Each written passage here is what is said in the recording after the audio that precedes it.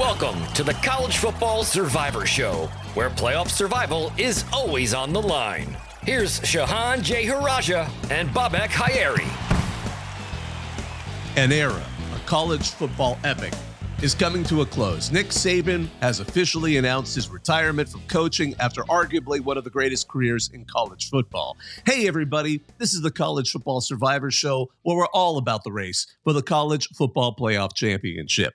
I'm Bobak Hayeri, and I'm joined by Shehan Jeyarajah, national college football writer for CBS Sports. You can find us on X and TikTok at CFB Survivor Show, where we have video highlights of the show, run polls, and you can give us your feedback. We're a podcast. We always appreciate it when you take a moment to like, rate, and subscribe to us wherever you get your shows.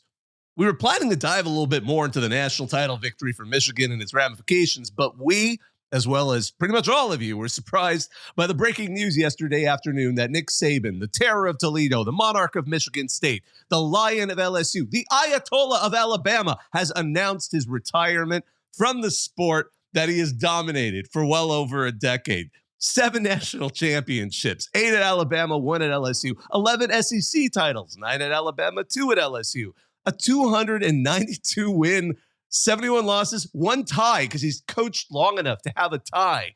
Every season at Alabama was a bowl season. He's already in the Alabama Sports Hall of Fame in 2013.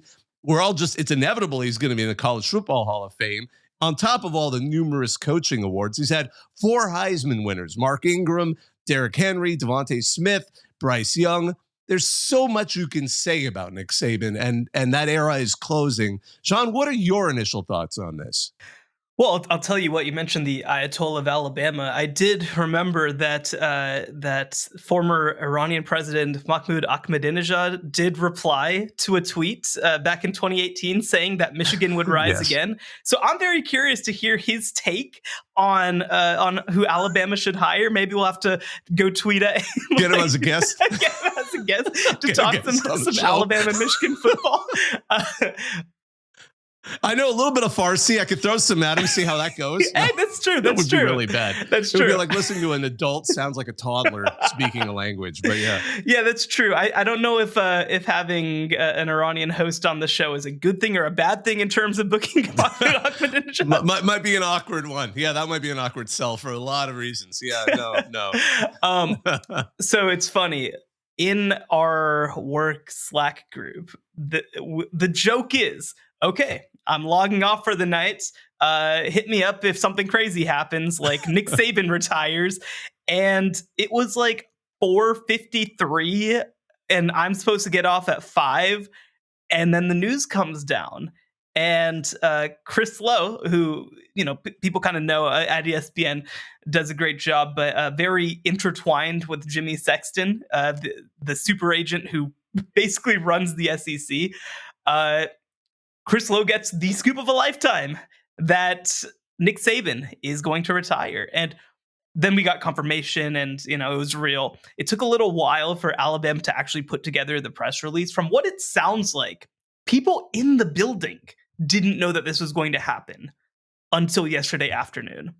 According to Matt Zenitz, my colleague over at 247, apparently Nick Saban was interviewing a wide receiving coach candidate at 3:55 p.m. And then at 4 p.m., he goes into the meeting and tells the team he's retiring. So this was a shock. Apparently, assistants didn't even all know about it whenever it happened.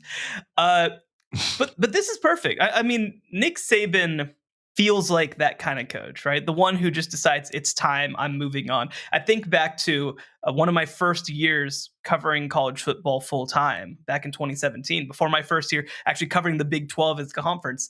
Bob Stoops kind of pulls the same thing. And the difference, of course, is I don't necessarily think that there is a Lincoln Riley on staff ready to be promoted, but I do think this is the right way to go out. The interesting factor now is going to be what happens in terms of the transfer portal, what happens in terms of recruiting, all that sort of stuff. We saw a top 10 player in the country, Ryan Williams, decommit after Nick Saban decided to leave last night. But I mean, I don't want to get too far ahead and start to look ahead too much because, like you said, this is one of the greatest careers in the history of the sport. You said arguably one of the greatest careers ever. we can take that arguably out, man. Like it is at worst number 2, and it is probably number 1. It's him and Bear. There's nobody else that even really comes close. 7 national championships, like you said, 6 at Alabama. The success that he's had has never been replicated. Every player who he recruited at Alabama, who completed a 4-year career at Alabama, won a national championship. And the vast majority of them won 2. It is just crazy stuff what ended up happening after Nick Saban took over this program.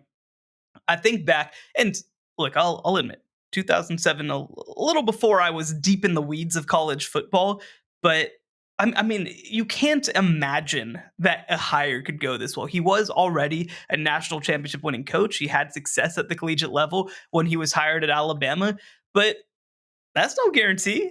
Jimbo Fisher didn't do this once he went to another school. I mean, it's just crazy stuff what he was able to put together. And now I think that not only is it fascinating to see who wants to follow the legend, it's also fascinating to see in this market at this time with this job, with the expectations that come with it, how is the Alabama job viewed?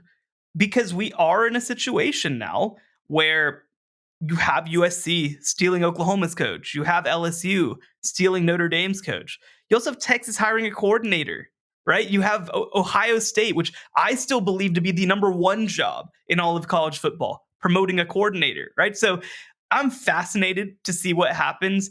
But to say that this was an earth-shattering development is the understatement of a lifetime. There have been rumblings all year long, but the fact that it actually happened is still completely unbelievable.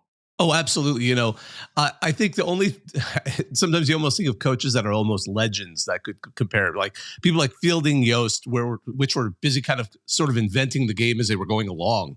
You almost have to go to that era. But in terms of the modern era of college football, certainly the Pole era, certainly post World War II, I agree. He's got to be the leader in the clubhouse right now. He has supplanted legends, and I am of the vintage where I remember when he left Michigan State to go to LSU, and then suddenly seeing LSU, which had been kind of floundering around, become very competent very quick.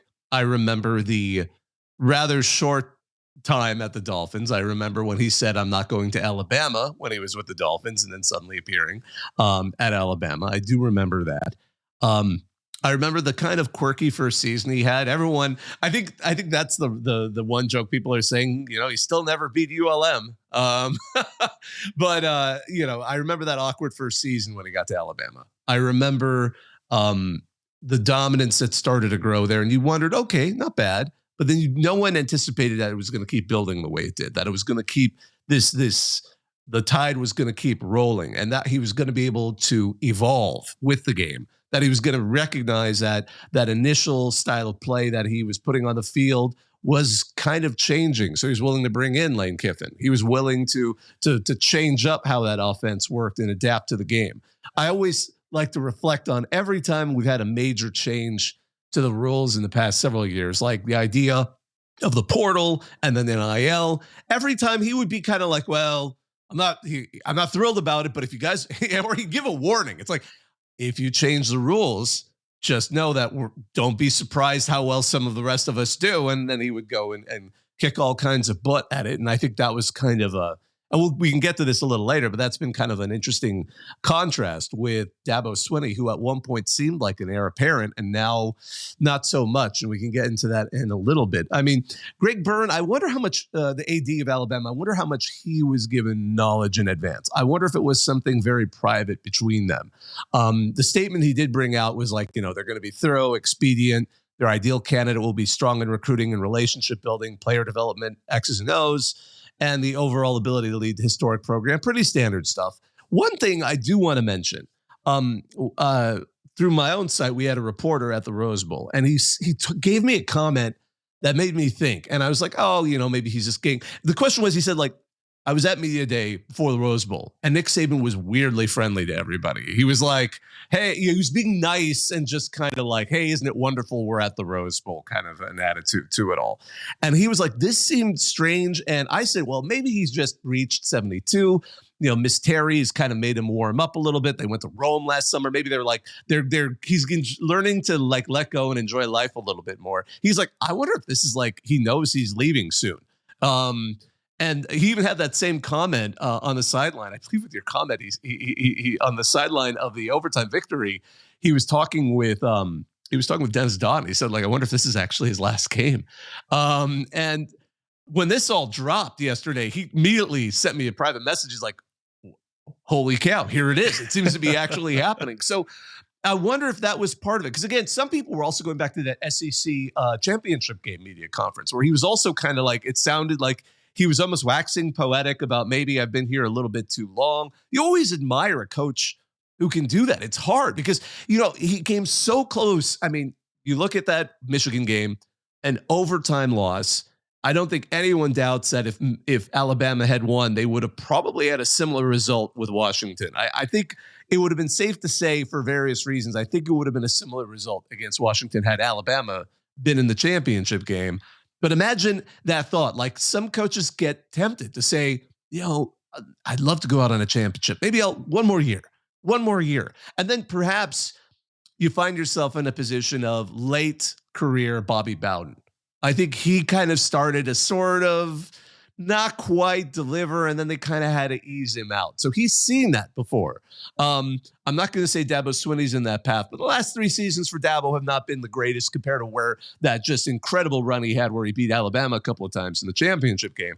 I think we look at that and we see someone, and also I just love the timing of this. Imagine if the rumor had come out on the same day as the championship. Can you imagine how that would have completely messed up the broadcast? They would have been having to kind of address Nick Saban while they're doing a national championship game. Everyone would have been furious because the press would have had to talk about it. And, but at the same time, the national champs of Washington and Michigan fans would be furious. People would say like, oh, look, everyone wants to keep talking about the SEC, but it's like, it's Nick Saban. Everyone has to talk about it. It's like, legend suddenly retiring. There's just so much of that going on that I'm utterly fascinated. I mean, we're going to go back and talk about the national championship again, but we were kind of talking about before. It's like, oh my gosh, it's like suddenly the entire national championship game just got like, oh, well, we're going to set this aside for a second. Now here's the real story, the retirement of a legend, and it's utterly fascinating. That speaks to the level of influence he had. Just before I forget, I was looking at the coaching tree that he had. And nearly 10% of current FBS coaches, head coaches, are part of his coaching tree. 12 current FBS coaches have been in the Nick Saban coaching tree. That is a stunning number. To not say about, there's at least almost a dozen coaches, former head coaches who were also in his coaching tree at the FBS level. It's remarkable. I mean, what more can you say? I mean, there's so much you could say about his influence in the sport, but just that coaching tree. I mean, I'm going to really quickly run down just for the heck of it. Kirby Smart, obviously, Dan Lanning, Steve Sarkisian, Mike Locksley at Maryland, Jim McEllen at Central Michigan, Charles Huff at Marshall, Butch Jones at Arkansas State, Brent Key at Georgia Tech, Mario Cristobal at Miami, and I always forgot about that. FIU gave him such a raw deal. I mean, that was one of the worst firings in history. That's for another show. Billy Napier at Florida, Lance Taylor at Western Michigan, and Kurt Cinetti at Indiana. All of them have coached under Nick Saban. I mean, it's stunning to me. Yeah, it's truly unbelievable. I look at Alabama over a stretch from 2008 to 2022, every single year, Alabama reached number 1 in the AP Top 25 at some point during the season. This was actually, 2023 was the first time since 2007 that an Alabama team did not reach number 1. Now, of course, that's defined by the fact that they lost to Texas in week 2, right? So they never had the ability to move their way up. But like you said, I mean, if that Michigan game, if they make one more stop, if a ball isn't tipped and doesn't fall into Colson, it was Roman Wilson's hand. Sorry, like they might have reached number 1 again. They might have won a national championship. So we are a playoff show, and so I do want to take us back to that a little bit. So Nick Saban takes over Alabama in 2007. From 2007 to 2013, a period of 7 seasons, he wins 3 national championships. Over the last 10 years. Of the college football playoff, right? This was the 10th year of the playoff this past year. he also won 3 national championships. So I think it's very impressive that he was able to have that life both before and after. The other piece that I'll mention is that when you look at the playoff, one of his championships would not have happened if not for the college football playoff. And that's 2017. They would not have made a 2-team BCS. They were number 4 in the final CFP rankings. They were not conference champions that year. I'm sure that Kirby Smart really wishes that the BCS existed at that time so that they didn't make the field. But the other part is that the 14 playoff stole him of a potential championship in 2014 when Ohio State comes in and they upset Alabama in the first round. And I think that Alabama would have had a great chance to upset, not even upset, to beat Oregon in a potential BCS national championship game. So, I mean, I think that ultimately, because some people are going to say, well, I look at this team and I look at Saban, I'm like, well, he just had he had extra opportunities. He had more leeway because of the college football playoff. It actually kind of didn't end up happening that way because of just the reality of their seasons. So when you look at the college football playoff era, I mean, how much has this group, how much has this format, how much has this organization been defined by Nick Saban? I mean, let's think. I was just thinking about that. I mean, how many didn't he? I guess, including the times where they didn't make it all the way to the championship and win it, they were in 8 of the 10, weren't they? Yeah. Am I wrong in that number? 14, I think the only 15, years they missed 16, 17, 18. They did not make it in 19 because that was the Joe Burrow year.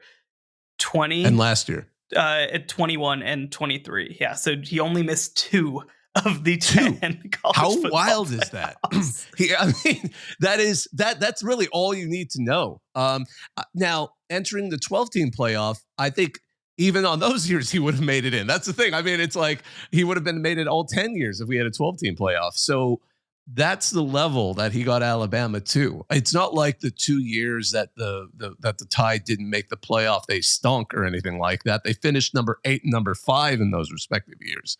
So it speaks to the level of talent, the level of consistency. I mean, much has been written about Nick Saban and the program he runs. And the most fascinating takeaway I've always found is just his single-minded devotion to recruiting and understanding how that can make a team a powerhouse. Certainly that's something that rubbed off on his disciple Kirby Smart to make Georgia into what it is.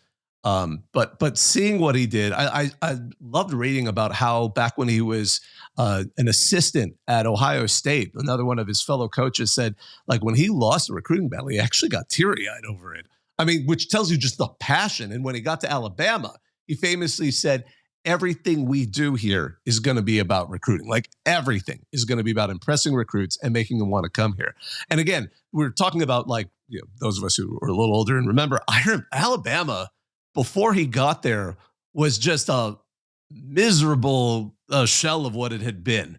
It had been years since they'd had a very strong program. They had the entire Mike Price debacle. That was, I remember that one. That's also why I kind of wonder about Kalen DeBoer being a candidate. Like, why don't even look at Washington again? Hey, look, this is great coach with no ties to our program from the Pacific Northwest. I think those two humans are pretty different. I think that those are two different humans. You know, so but yeah, it's fascinating to see again, and I think that's the important thing I want people to realize. It's not like Alabama, he was a plug and play in a system that was already there. Ohio State has always had kind of the system there for the person to take over. Even when they weren't great, there was still a certain level of things that had been built up there. Alabama had fallen behind in some ways and kind of not modernized with the times. And again, reiterating what I said before, Nick Saban, what makes him so remarkable to me is even at 72 years of age, he was continually willing to innovate and trust the people he hires. You know, when earlier just this season, Alabama looked like they were kind of a little lost. Everyone after the Texas game was kind of struck. We watched that USF game. You know, you wondered, like, was hiring Tommy Rees the right idea? And, you know, they were able to adjust. They were able to make it work. And suddenly Jalen Milroe looks like a dark horse Heisman candidate for the second half of the season. because they were willing to adapt, because they were willing to use what they had on the field. And that in and of itself just tells you what made him such a success and why he was able to maintain this level of success in the college football playoff era. It's I just, it'll be curious to see. And you know, kind of this does lend a little bit to kind of the other big question here is the kind of person that it would take to replace him and who would be willing to replace him, because the only, I think, college sports, I mean, there's several candidates, but the one I always go to is this is like replacing John Wooden at UCLA, a guy who just went through with a level of domination that is arguably equal or maybe even a little more in the sport that he was in at that time. Because I believe he won like 11 national titles in 13 years or something like that. Who wants to be the person that follows Nick Saban? I'm not sure. And that's something we should discuss a little bit more here on the College Football Survivor Show. The College Football Survivor Show, where playoff survival is always on the line. So now the big question is going to be, who replaces the legend? There's so much going on with this. I mean, as I said, as we've all said, it's a big shadow. And Alabama, there's questions, as Shehan has brought up, if it's even the best job in college football right now. There's some common names out there. We can go over them, but Shehan, what names are the ones that strike you the most right now as potential candidates? Well, I do want to take one step back quickly and just talk about this job, because Alabama is one of the most unique jobs in college football. The two greatest coaches, at least in the modern era of college football, both coached at Alabama. You have a chance to win unlike anybody has ever had a chance to win in the history of the sport at the University of Alabama. But we also have to remember, for 20 years, it was a mess. It was a joke. Only one modern national championship has been won in the AP era that wasn't by Bear Bryant or Nick Saban, and that was by Gene Stallings in 1992. So the highs are so high, the lows are pretty low, and the expectations for you are going to be off the charts. And so I do want to say this. I don't feel like the idea of coaches being scared of following Saban or something like that, I don't think that's necessarily realistic. I don't think that that's part of the calculus for coaches. I think it might be a little for agents and advisors who are trying to tell them what to do. I think that coaches embrace this opportunity. Something that you have to look at as well is that Alabama in 2024 is good enough to win a national championships, 100%, if they are able to keep this roster together. And so I do look at this job and I'm curious, because I think you even look at the other elite jobs in college football. There's kind of been two minds about this kind of thing.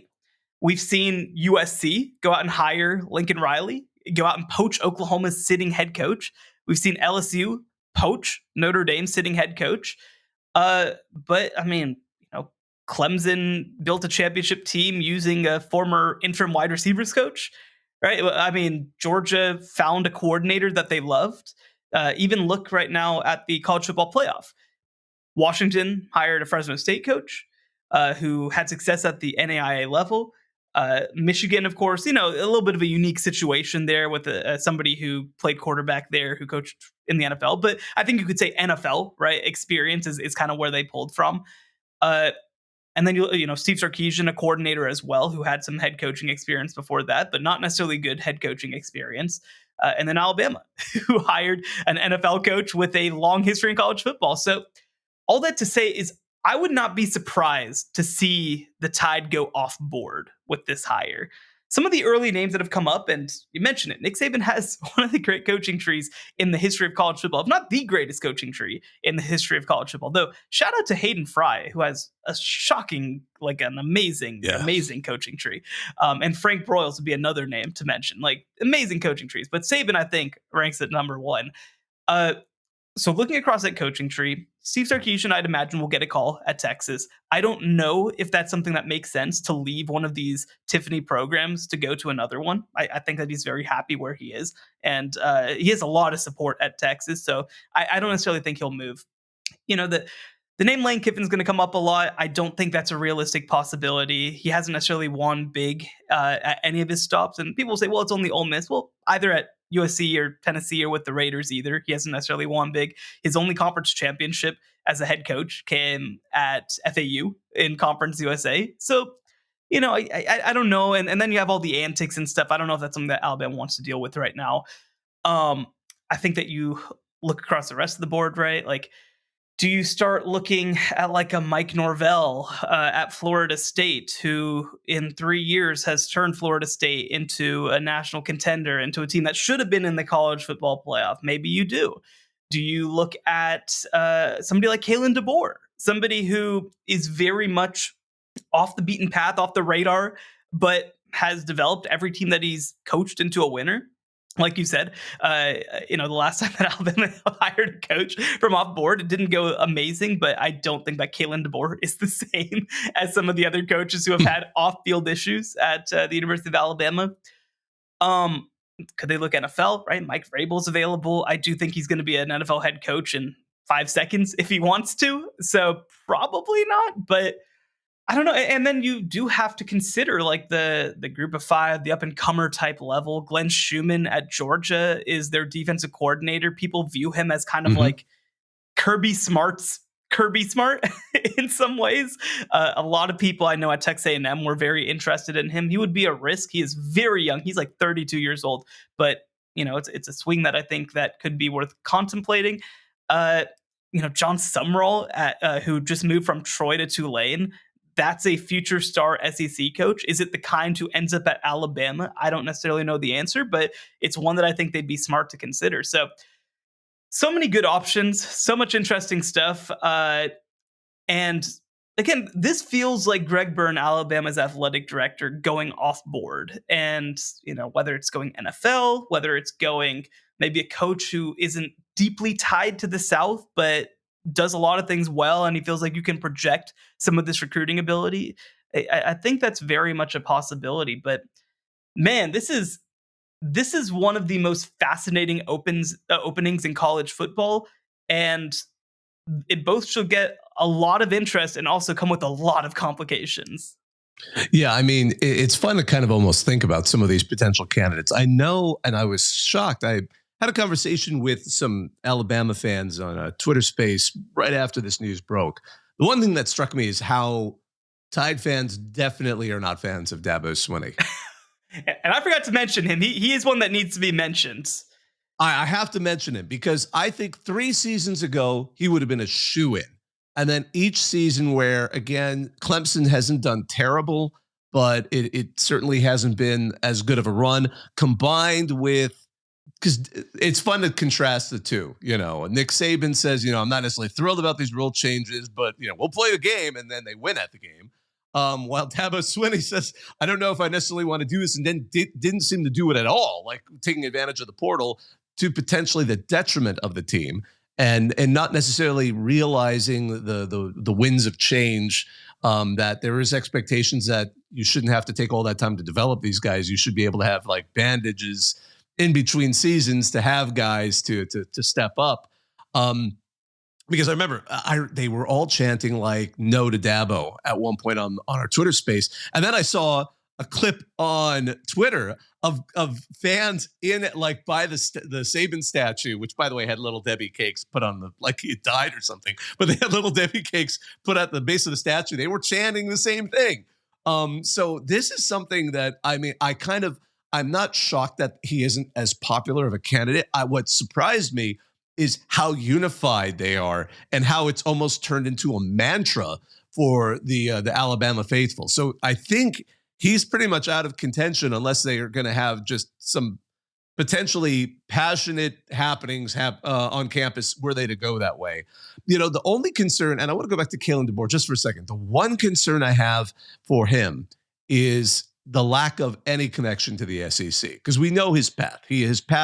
He stayed, obviously he's a Dakota guy, coached in Sioux Falls, did well there at NAIA, then, Southern Illinois, some Northern teams and FCS, works his way to be at Fresno State as a coordinator, then Indiana as a coordinator, then Fresno State head coach, and then obviously at Washington. The lack of connection to the South is something that I know, talking about the state of Alabama, just on the other part of the state, Auburn really had some bad luck with Brian Harsin. Now, granted, Brian Harsin coming from Boise State is quite different than coming from a Washington team that was just the runner-up in the national championship game, who you could argue suffered because their Heisman-winning quarterback had an off night at the worst possible time. But we'll set that aside for a later show. But I'm just going that I think there is certainly more going for Kalen DeBoer, but the lack of connection could be a weird one, especially given how SEC fans really do want someone with that SEC experience. Where you go, obviously Lane Kiffin. The funny thing about Lane Kiffin is, I remember I had to go back and reread the quote in like July of 2022. He even was said like, who in their right mind wants to follow Nick Saban at Alabama? Like following that job, you want to be in his shadow? Of course, people will say that. And the type of head coach that has the potential to succeed is the type of coach who will still might say that, but it will actually take the job. Dan Lanning, obviously great SEC ties. He's got a big buyout of $20 million, but I think Alabama could do it if they wanted to. That's still not, that's not an intimidating amount of money. Well, it's not the money though. I think that Dan Lanning is committed to Oregon. I think that, he put out a statement today saying that he's committed to Oregon, that he's not leaving. And so like, did they say, did he use the words pine box? Cause that's always, that always pays off. No, I'm not okay. But people will say that. I don't think he's a candidate. I don't. I think it's over. All right. Well, and to be fair, I do think Oregon, thanks to Phil Knight, thanks to all the work they put in, and they're going into the Big Ten next season, that he has a good thing there. That team can get into the playoff the way they're built, especially a 12-team playoff. So I could see why Dan Lanning would stay put. And to be frank, he's still a very young coach, which also, by the way, we've talked about, you pointed out earlier, he could go to Alabama, not necessarily do great, and then rebuild his career elsewhere and go right back up to being a potentially, Hall of Fame coach. I mean, it's all there. The route is there for him. Mike Norvell is fun to think about because imagine like you just got shut out of the college football playoff by Alabama. Why not just go to Alabama? And then you'll never get shut out. You can even lose a couple of games probably in the 12-team playoff and have no problem getting back in. I think you're absolutely right on Steve Sarkisian. I don't think he wants to leave there. It's a peer. It would be a lateral move at the least bit. And goodness gracious, after getting Texas to be in the Texas's back zone finally, they can outbid Alabama. They are very capable of outbidding Alabama and potentially giving him more to work with than Alabama could, just in terms of facilities, just in terms of what they're willing to provide. One of the funnier things I just got to mention, you can always tell there's some super agents out there because sometimes you'll get tweets by national level reporters, and I love you, Pete Thamel, but I love this list. When he gave his list of candidates and he kind of quietly tucked in Marcus Freeman and James Franklin, and I'm like, yeah, okay, yeah, no, sorry, no one. Can you imagine? James Franklin would be like a revolt in Tuscaloosa, like we'd have reports of civil unrest. I can't even imagine that one because he hasn't proved that he can beat the big teams in his own conference right now. And Marcus Freeman, I'm sure he could be a great coach, but he's just simply too new at it and hasn't quite done enough to demonstrate it at Notre Dame. Before Brian Kelly moved, he would have been an interesting potential candidate because, LSU poaching was certainly because he thought, okay, I'm going to go to a team that maybe can bring me up to that next level into the championship. And goodness gracious, if he had a defense this season, he very well may have been able to this season. But I don't think he's going to leave LSU. But that name has also popped up there, and I just wanted to acknowledge it. And then you get the wild ones, like Ryan's in Houston. Like he's going to leave the Texans now that he's doing well. But we always get that. No matter what head coaching job, the really big ones that come up, we start hearing NFL names. Just like someone actually suggested, Bill Belichick should just come and be that temporary coach to just one season, like mercenary in and out. One concern I'm going to have for whoever gets hired is what I've called, and I'm sure people think of this, the Larry Coker effect. Because I remember Larry Coker takes over Miami and wins a national championship that first year. And people are like, wow, he's a great coach. Turns out he just inherited a bunch of incredible players where if you were even a mildly competent coach, you could win. And then after that, each year, Miami got worse and worse and worse until they had to let him go. So I'm sure next season, keeping the majority, as you said, the majority of this team together, whatever head coach it's going to be is going to have the potential to make a playoff run and potentially win it all. It's just going to be interesting to see whoever's hired in year 2 and year 3 and beyond, how they look and who they're going to find who can take over something that is just a tremendous thing. One last thing I want to mention, the buzz I got that I didn't expect is a lot of Alabama fans, in addition to Dan Lanning, are actually, they like Lane Kiffin, even though it seems so weird, even though they would have to accept that the culture is going to change. The culture at Alabama is going to seem a lot different. I think Lane Kiffin already tried to fill a role that he thought people expected of him when he went to USC. Like he was so. I remember, everyone remembers when he got to FAU. People were like, "Where did this character come from?" The person we saw at Tennessee for a hot minute, at USC, and coaching on the sidelines of Alabama, was not the person we got at FAU. FAU were like, "Is this what he's always been like all this time?" And to see him then go to Ole Miss and translate that out, I think if he goes to Alabama, he's not going to kowtow to the expectations of acting like Nick Saban. Would that be interesting for reporters? Yes. Would it be more realistic than Deion Sanders going? Yes. I mean, if we're talking about sheer entertainment, I just want to shoot that out there. Deion Sanders, no way. But unless there's some Aflac connection that we're totally unaware of between the two of them. But I think Lane Kiffin has the potential to get it and be a radical departure and potentially entertaining change of pace. But I honestly don't know who to put my money on here. So let me ask this. When you look at college football, where does Alabama rank among the top jobs for you? Obviously, there's context. Some guys have tied certain areas. It doesn't mean that you're going to get, steal anybody behind you. But like, if you are just putting every program in order, where does Alabama rank among the best in the country? That's a good question, because I'm a person who likes to put tiers rather than like 1, 2, 3, 4, because it's hard to do that. That's where the subjectivity comes in. And that's what I'm asking for. Come on. Yeah, I think it is still on the very top tier. It's too much of a blue blood program. It was a blue blood program before Saban got there. It was just a somewhat ossified, somewhat stiff program, but it can be, the keys can be turned and it can continue to compete. I always thought the one trick Alabama has to deal with is the money at Texas and Ohio State is just way more than what they have going there. I mean, it's still, I think, a little more limited overall. Their fan base doesn't have the ability to get into a firefight with like Texas A&M and that kind of money. Texas A&M money, the gold standard of insanity, if you want to put it that way. But I think it's still the top tier program. It is going to be interesting, though, if we hear that they go after Lanning and Lanning did say no. That would be an interesting question. That will create some consternation among Alabama fans. And certainly, if this coaching search drags on for too long, that would also create some concerns of, and to be fair, we've seen that before. I mean, USC was that role before Pete Carroll got there. People were like, they have crazy expectations at USC. Who in their right mind would want to coach there? And then they whiffed on their first 3 candidates because no one wanted to take that job. And Alabama had become that. People forget that Alabama had become that role until Nick Saban decided, saw what he liked there and thought, I can actually turn it around. But where do you rank it? So when I look at Alabama, actually, let me even take a step back further than this. When I look at coaching jobs, there's a couple things that I'm looking for. One, recruiting terrain. I mean, that's just a central part of it.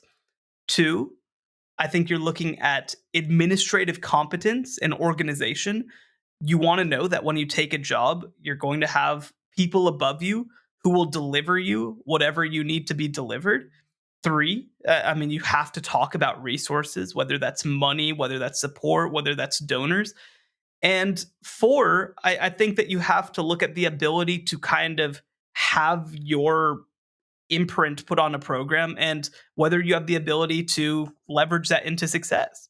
So for me, when I look at all those things, the number one job in college football to me is Ohio State's, because you are talking about one of the most consistently great athletic departments and programs in college football. Every coach who comes through there wins. And it's not just because of the quality of the coach. It's also because of the quality of the athletic department. They have built-in recruiting. Obviously, they have a slight disadvantage with access to talent. Ohio is a very talented area, but they do go more national. But they also have the infrastructure in place to go national because of what they've built there over the course of the last, not just 5 years, but 10 to 20 years. And so, again, when I look at a coach going 56-8 there, that's why I'm not that impressed by it. Anyway, I would have Alabama number 2. And the reason that I would is because when you talk about commitment to football, it is in the elite tier. Alabama is committed to football. Their administration, their president, their university, their donors, their state government, their state residents, everybody is in lockstep focusing on football. And so they will deliver you whatever you want. Like you said, they don't have the same amount of sheer money as Ohio State and as Texas, especially, but you trade that for, again, a more unified focus, I think, than what those other programs are able to give you. I make the comparison to Texas, actually, because Texas is a team that I'd have closer to the 5-7 range, because historically we haven't seen that consistent level of administrative competence. We've seen stretches, we've seen flashes. I think right now they're in a great moment of it, which I think is part of why they've been able to reach college football playoff level. But this hasn't been reality for most of the last 50 years at the University of Texas. The Mac Brown era in a lot of ways was an exception, not the rule. And now Alabama, again, has the same issue, but I think it's less of an issue. I think that they have better, more focused administration historically. And I think the other part of it too is that you have to overlook some of that stuff because the ceiling at Alabama is so high. The ceiling at Alabama is the highest in the sport. It's the highest in the history of the sport. They've got 2 coaches who have won 13 combined championships or something like that, right? Somewhere in that range.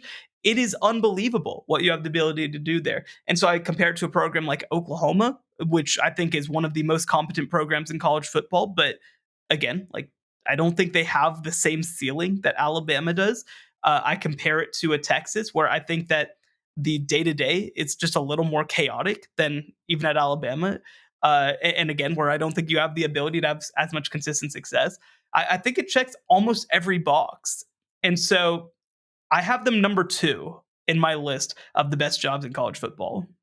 I have a question for you, Shehan. Do you think right now at this moment, and I think almost regardless of who Alabama picks until they establish themselves after a few seasons, that we can say it's continuing where it was, is Georgia now the undisputed king of the SEC? Yeah, so in this moment, I think that they are. Nick Saban was the king of the SEC, even when Georgia won 2 national championships. But Nick Saban's gone now. We'll see who they hire. We'll see what they're able to do. But yes, I think that Georgia is the king of the SEC. I don't think that it's guaranteed that whoever takes over, even if it was Dan Lanning, even if it was Dabo Swinney, will be able to keep up the same level of recruiting excellence that Alabama has been able to do, not just for, again, the past couple of years, but for the last 15 years. I mean, Nick Saban redefined recruiting. And when you look at the SEC, not just at Georgia, not just at LSU or Ole Miss or whoever, every program in the SEC is trying to figure out how to replicate that. When you see the focus on talent acquisition, that is Nick Saban. And the difference when you compare Alabama and Nick Saban to other places is that Alabama took the best players every year, recruited in a unique way, but then developed them at a level that nobody had ever really done before. And we see these issues, by the way, at a program like Texas A&M, who was able to match some of the talent acquisition, was not able to match the talent development. So with Alabama out of there, I think that Georgia is now that program. They're the program that recruits that top 2 level, that develops, that doesn't just throw 5-star kids out onto the field, but also transforms 3 stars into 5 stars. And so I think that they are the it program right now in college football. Now, this stuff is tenuous. And one of the factors I'll be most curious about when I look at Alabama heading into the future and Georgia looking into the future is we are kind of waiting to declare someone the next Nick Saban. And Kirby Smart has, of course, made a pretty good case for that. Nick Saban never won consecutive national championships, by the way. Kirby Smart did that. But I think it is also a huge assumption that somebody else will just come in and dominate college football to that extent. Yeah, I got to say, he did win 2011 and 2012. You're right. You're right. He did once. He did once. I want our Alabama friends to know we do remember that BC. That was a BCS era. I think that's what threw us off. That's the only reason why I wanted to bring it up. But but certainly Kirby Smart's on a roll right now, but he hasn't quite hit the level. I mean, granted, he came really close this season to doing the 3 in a row, which would have been a whole other ball game. But yeah, absolutely. My goodness, it's just amazing to think about all of that. But I didn't mean to interrupt your thing there. But I just I should probably say no, for sure. But I think that there is no guarantee right now that we will have another Nick Saban, that we'll have another dominant coach. I mean, even think about Urban Meyer. Urban Meyer is one of the greatest coaches in the history of the sport. He won 2 titles in 3 years. Then he went to Ohio State and won another. He didn't have this kind of run. He won half as many titles as Nick Saban did. He won 3 to Nick Saban's 7. Bear Bryant, in a completely different era, right? Won less titles than Nick Saban. And I think that one factor that we talked about is that the super team is starting to die just a little bit because of NIL, because of the transfer portal. You see at the University of Georgia, they have 15 kids or so who are young players who won't necessarily impact the 2024 team, but maybe they'll impact the 2026 team. I think that that's a factor that Nick Saban didn't have to deal with early. I think that's a factor that Nick Saban didn't want to deal with now. And so I do think that that's going to make consistent, sustained dominance just a little bit more difficult than maybe it's been in the past. And also, by the way, again, Nick Saban is the greatest coach in the history of college football. So even without all those factors, I still think it would be pretty dang hard to match. And a fascinating part of this that also, is worth mentioning is he's now set up potentially a sort of aftershocks of this declaration, because we're going to assume that the majority of candidates are all going to be current sitting college football head coaches. There's 2 things that are going to happen. If they hire another head coach, suddenly that program is going to be in the coaching hunt. Maybe an internal promotion, which will just stop it right there. But there's a possibility that the caliber of head coach that they would take is going to be a program that might also suddenly have to do a national search. And on the recruiting side, suddenly there's a 30-day transfer portal opening that's just happened to Alabama at the moment that he declared that he's leaving. That's a rule that allows players to make that change, especially if they see the new head coach and realize they don't fit in that program. There's going to be then potentially another program that's also suddenly going to get a 30-day transfer window. The silver lining on this is a lot of programs have already locked in their class. They may not have the spots to just suddenly say, "Ooh, I can get all of these wonderful people. I can throw some NIL money and get some Alabama talent." But it's going to be interesting to see the aftershocks of that. And I'm just going to say, although we haven't reached any kind of, at the time of this show, nothing official, even close to official on it. There's going to be another close to blue blood that's going to probably become open. Everyone's expecting Harbaugh to probably move on now that he's mission accomplished his way through his alma mater. So that'll be another interesting question too. Some of these candidates may have also been like, hey, talking to their agent, start talking to Ward Emanuel a little bit. Let them know that I'd be interested. If they don't internally promote, it very well could go with just internal promotion at Michigan. In fact, I think they are more likely to do that. But there's just so much interesting stuff out there right now with these 2 programs potentially shaking it up a little bit and then causing some echoes that will resonate throughout college football. Right when we thought we were ending the dead period, the period where everyone gets to rest for a couple of months as spring games and nonsense starts, Coach Saban has decided to just boom, hey everybody, we're back. So let's close with this. I put together a piece today at cbssports.com. It's a good website. You should check it out. I put together the all-Saban team. So let's just run through that real quick. Obviously, context, right? I was born in 1994. I wasn't watching as closely at 13 as I was at 24, right? So but it was a lot of reading. It was a lot of rewatching film, stuff like that. So I'm curious to get your thoughts as somebody who obviously, has been watching. Who's old? Thank you. Who's old? Yeah, I've been watching since the Stone Age or whatever. So I do want to say one thing. I did consider all of Saban's stops, Michigan State, Toledo, and LSU. he coached at Alabama for 17 years. Like I considered a couple guys from LSU. I considered Marcus Spears at defensive end, but also like I believe his best year was like kind of after. Anyway, I didn't end up putting him. Chad Levalis on the offensive line, and Andrew Whitworth was one that I considered, but Whitworth was kind of a better NFL player than he was a college player. He was a very good college player, but like getting a tackle spot on this team is freaking ridiculous. So I'm sorry, nobody. Yeah, from it's going to be previous... somewhat subjective no matter how you go about it. Yes. I agree. So, well, let's run through it quickly. But quarterback Bryce Young, easy, right? Yeah, the Heisman wins it for him. I mean, you could go like Tua, but I mean, really, it's if you won the Heisman and you had the run he did, he absolutely locked that down. I agree. Yeah, funny you mentioned the Heisman. So 2 running backs on this team, very fitting for early Saban. Derrick Henry, Mark Ingram, 2 Heisman Trophy winners. Again, like to leave Eddie Lacy, Trent Richardson, to leave Boscar. Like there's so many good running backs that came through. Najee Harris is another great one, but like it's Derrick Henry and Mark Ingram, right? Absolutely. And people don't realize Alabama wasn't exactly like a Heisman factory before that. So Saban really brought that award as something frequent to the Tide, which simply hadn't been done before. So I think that that goes right into your wide receiver selections too. I mean, you have to start with Devontae Smith. You have to start with him. Yeah. But how about that second one? Yeah, so this was the one I knew I was going to get a lot of heat for this one. So again, since I picked 2 wide receivers, I was limited to 2. Since I picked 2 running backs, I was limited to 2 wide receivers.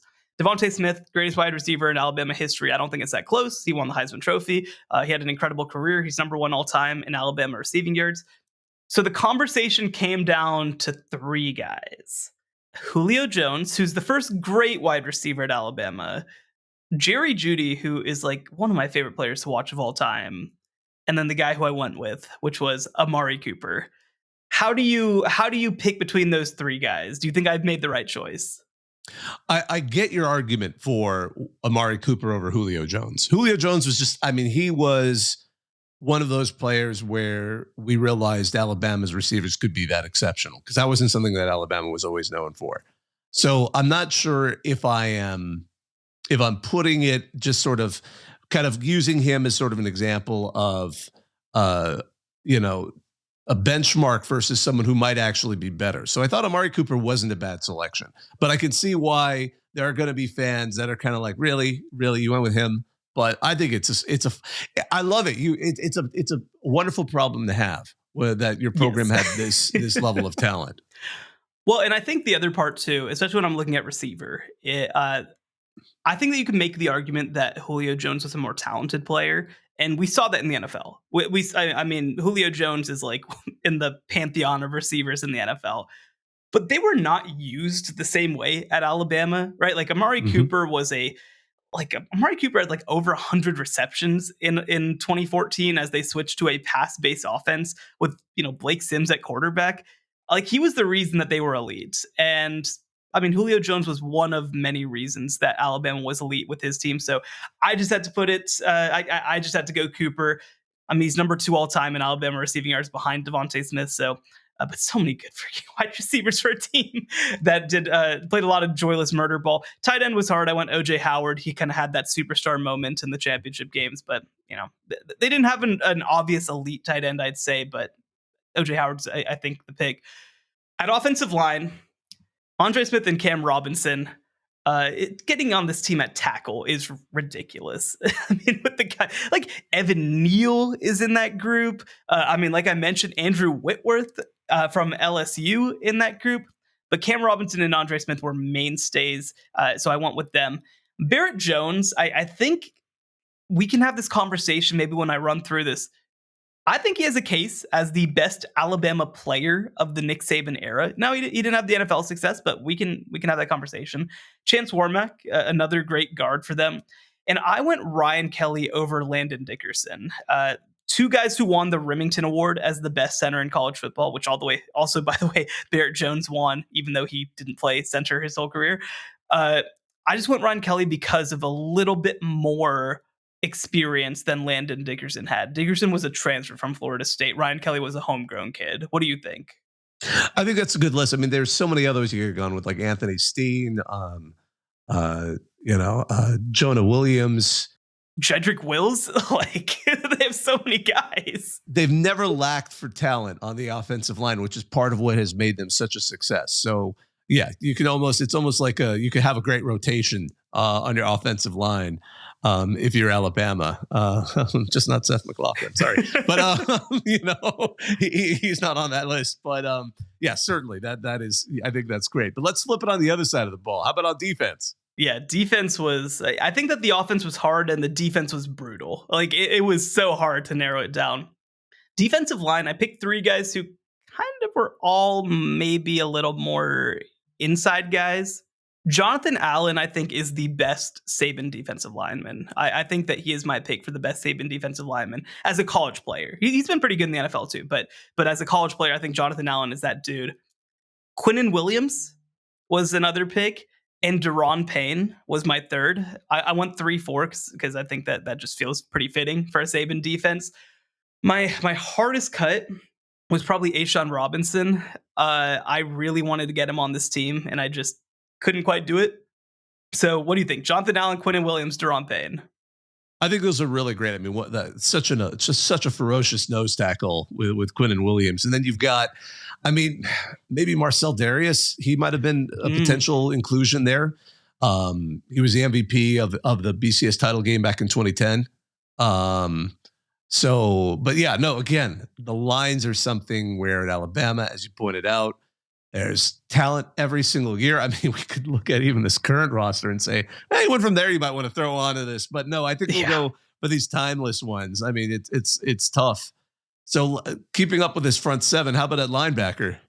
Yeah, linebacker, Will Anderson is the greatest linebacker of the, and probably, I think that Will Anderson, I'd say, is the best defensive player. See, this is hard. Nick Saban makes things hard. He has too many good players. Will Anderson is the best front seven player. Let's say that of the Nick Saban era. 2-time defensive player of the year, by the way. Crazy stuff. Unanimous All-American twice. It's ridiculous what he did at Alabama. CJ Mosley at linebacker. Reuben Foster. And I went Rolando McClain for my 4th one. Those are good. How about Hightower? Yeah. I've heard a little bit of where's Dante Hightower. He was my final cut. Him and Rolando McClain was my final conversation. McClain, I mean, in his last 2 years, 200 tackles, 26.5 tackles for loss, Defensive Player of the Year, Butkus Award. And like, I think that Hightower is a more versatile player, but like, the run that Rolando McClain had his final 2 years at Alabama is freaking ridiculous. Like, linebackers don't post 200 tackles at Alabama because there are too many good other players making tackles. But Rolando McClain is that dude. Like, he's that dude. So it was a hard list. I mean, this was such a signature position for those defenses. Well, and to be fair, it's so funny because Hightower also had Courtney Upshaw as a linebacker on that team. Yep. So you have two. I mean, they were both great, and maybe to the extent it's like when you have two actors from the same movie nominated for the same category, it's kind of like, oh, okay, we're gonna just go with the third one. It's like, well, we had 2 people from the same movie. What more do you want here? So again, like this is like the college football equivalent of it. I'm loving it. And then at DBs, you also just lack of. There's no want for talent there. Take us through your selections. It's so stupid. The most no-brainer pick, Minkah Fitzpatrick. Yes. I think that I started saying that Will Anderson was the best defender of the Saban era, and then I remember that Minkah Fitzpatrick existed, and so it's between those 2 guys. Those 2 guys, I think, are the 2 best defenders of the Saban era. Minkah Fitzpatrick, I mean, to play both safety and corner, and also like some nickel in this defense, is so stupid. Like, that's so ridiculous to be able to do that over the course of multiple years. I loved that combo of him and Marlon Humphrey in that defensive backfield. That was just one of the great combos that I can ever remember in a defensive backfield.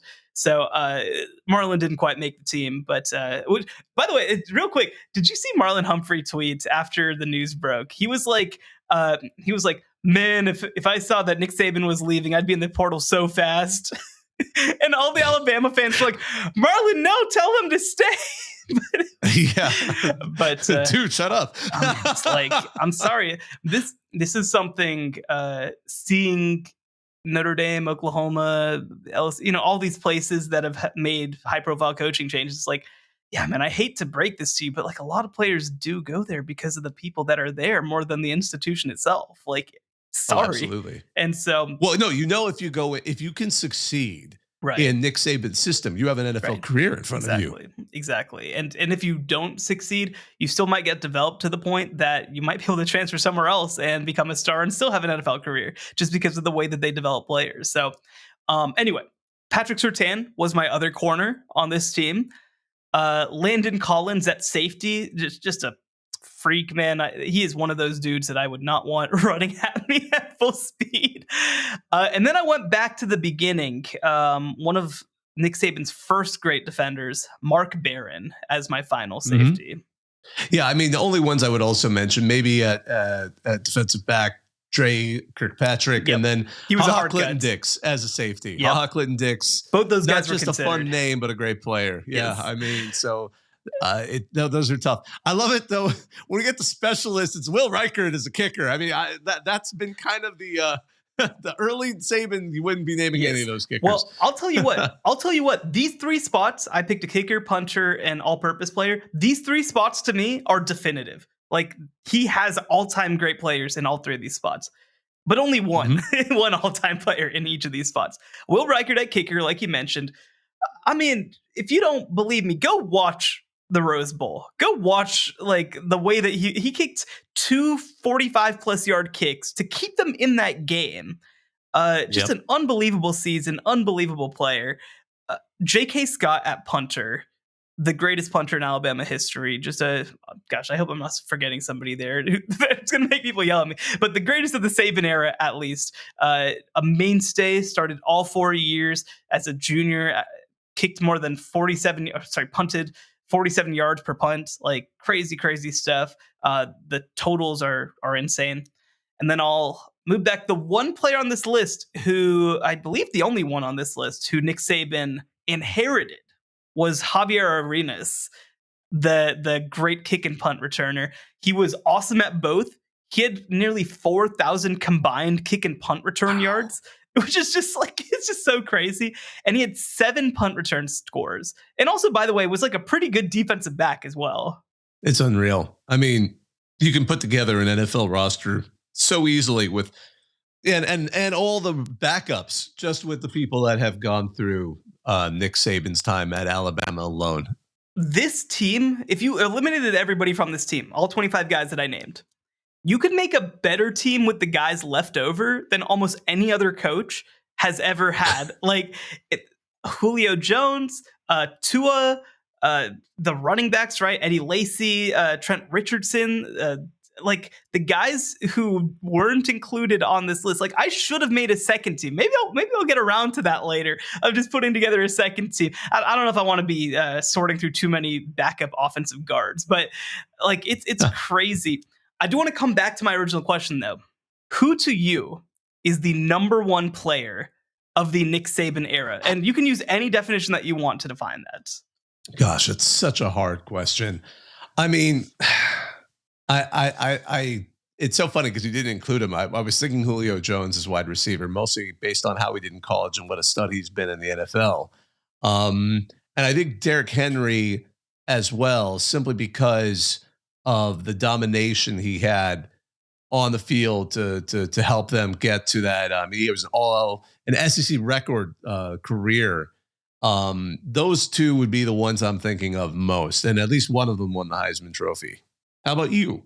For me, I come back to it. Barrett Jones on the offensive line, to me, is the defining player of the Nick Saban era. And I say that because of this. He started all 4 years at Alabama.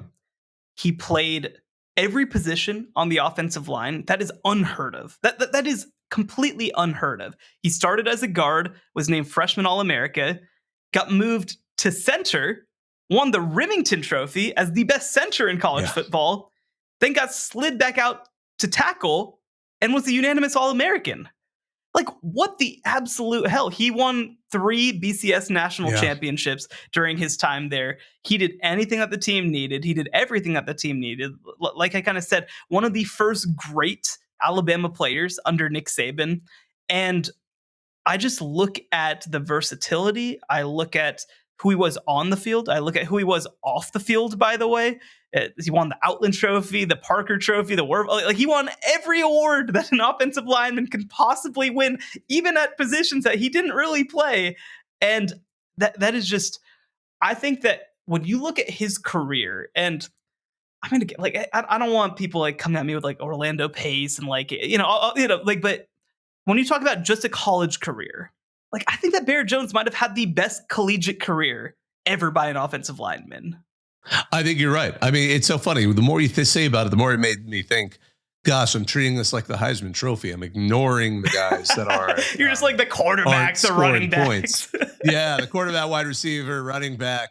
But yeah, I mean, the guy, 3 national championships while he was at Alabama, no less. I mean, he was there for that incredible BCS run where they won 3 of 4 years. So, yeah, he is.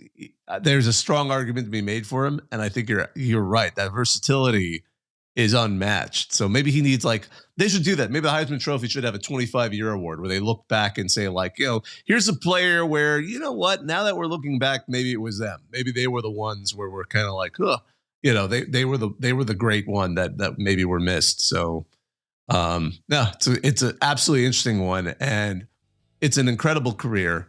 I still can't believe he's retired. I still think a lot of folks are digesting the fact that Nick Saban is not going to be on the sideline next season. The College Football Survivor Show, where playoff survival is always on the line.